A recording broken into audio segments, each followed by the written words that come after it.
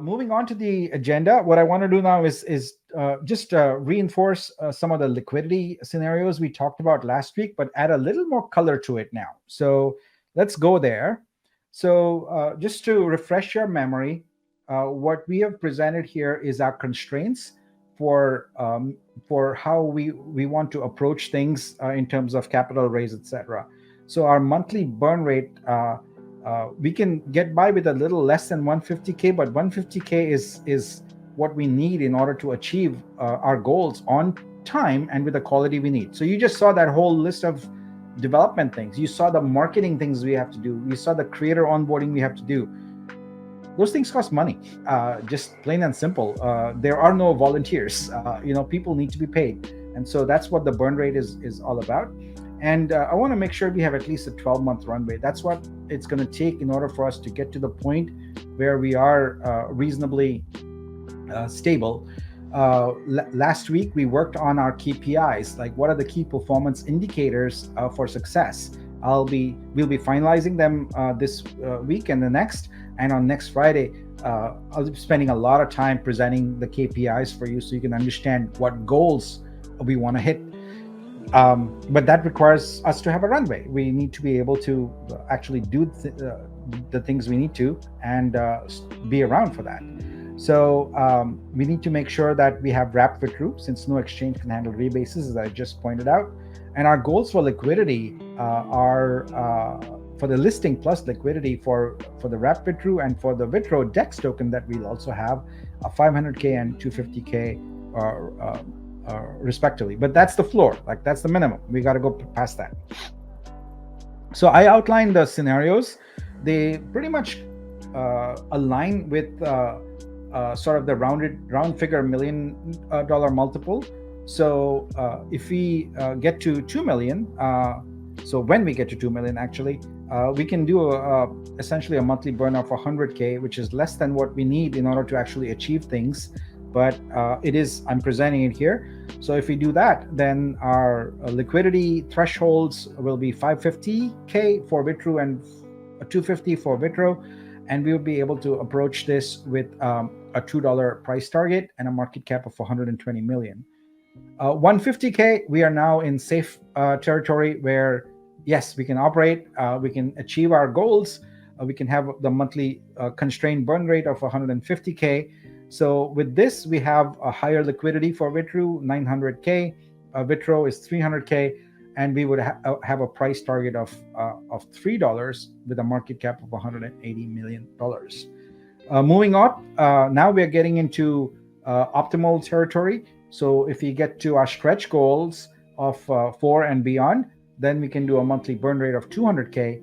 We can have significantly more withdrew liquidity, 1.25 million, and significantly more withdrawal liquidity of 350k.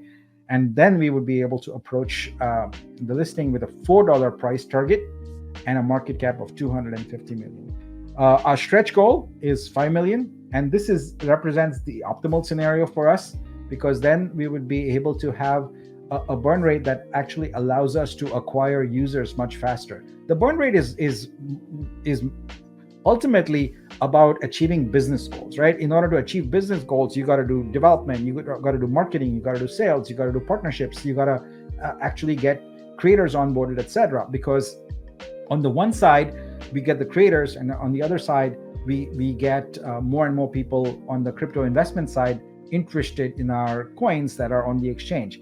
I always like to tell people that so far most art related projects and most crypto only projects have failed, because on the crypto side you need to have some utility. You can't just throw out a coin there and say that, okay, great, everyone's going to be excited about it. No, that's not going to happen.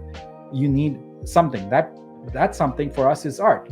On the art side, there's a lot of people with capital, but they may not appreciate art at all. But you know what they do appreciate is the ability to make money from art, as long as someone else is dealing with the art.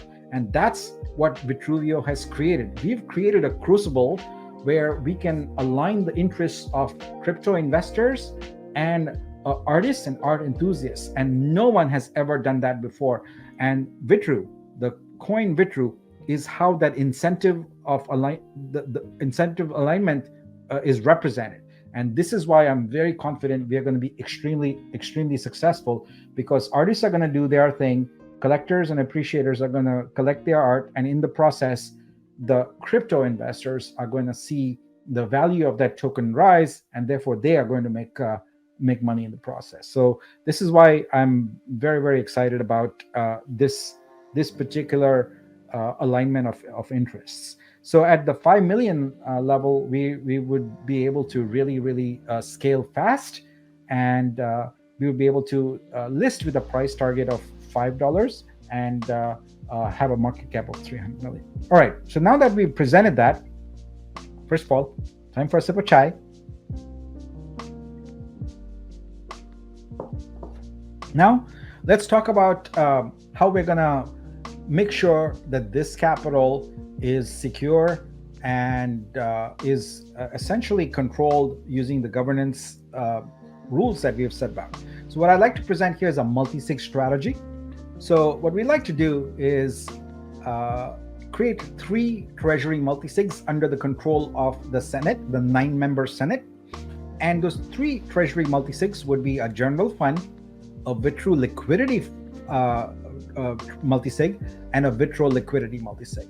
And what we would do is basically use a marker of every 500K. So every 500K, what we do of funds accumulated, not raised, because we had liabilities from October previously that we've paid through the fund. So right now, even though our number says 508, there is not 508 available in the treasury at the moment. So once we hit 500K in accumulated funds, then we start multi-sig transactions to transfer. So what we would do is we would take 60% and move it to the general fund. Why 60%? Because 60% is essentially 300K, which at the constraint level of 150K per month is 2 months runway. So we squirrel that away, and then we put 25% into the Vitru liquidity fund, and we put 15% into the Vitru liquidity fund. So basically all 3 multi-sigs, they grow every 500K, and the funds are distributed evenly. So we don't only put things in a general fund for operating capital and starve the liquidity, or we don't want to do that. We want to make sure that everything is funded so in parallel, so there is a confidence level from the investors that yep, we are actually going to achieve this goal. So as that liquidity amount goes up, we get closer to the point where we can go and get listed. So that's the purpose of the multi-sig strategy. Now let's get an exchange update. So we have been in ongoing conversations with multiple tier 2 and tier 1 exchanges. Some of the investors I worked with previously are actually the ones who are introducing us to tier 1 exchanges, and those conversations have been initiated. 3 things that will determine when the listing is done. I cannot give you a hard date because of these 3 things. 1, booster sales reach 3 million. I think that's kind of, I've always been consistent about that. Now, if we are approaching capital raise is at an interesting time. The market is trending upwards, but it's also sort of Thanksgiving here in the United States, and after that, maybe a couple of weeks, and after that, it's the holidays, and so we don't have a lot of active time in order to do our fundraising. But we are going to give it our very best shot and make sure that we can get to this threshold as quickly as possible. If for whatever reason we are unable to get to the threshold in December, January is really a very positive time for capital raising, and so we can be very quick in January, very agile, and get there. So the booster sales is one threshold target. The next item is the development of the wrapped Vitru contract is completed. I alluded earlier, that's something that has to happen in order for us to list on exchanges. It's night and day difference, right? If we approach, and we have approached exchanges with like, oh, we want to list a rebasing token. They're like, all right, meet our engineering team. Let's make a project plan and let's figure out the cost, and we can have, a 6-month plan and development, etc., in order to get your rebasing coin listed. We go to them with a wrapped token that conforms to the ERC20 standard, and they go like, Jan, we can do this in a day, in an afternoon.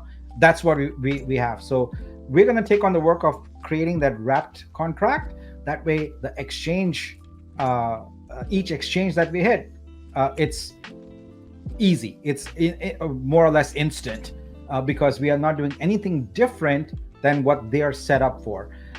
If we didn't do this, with every exchange, it would be a negotiation, development, customization, etc., and it would be a nightmare. But we want to scale up, and have a few exchanges as quickly as possible.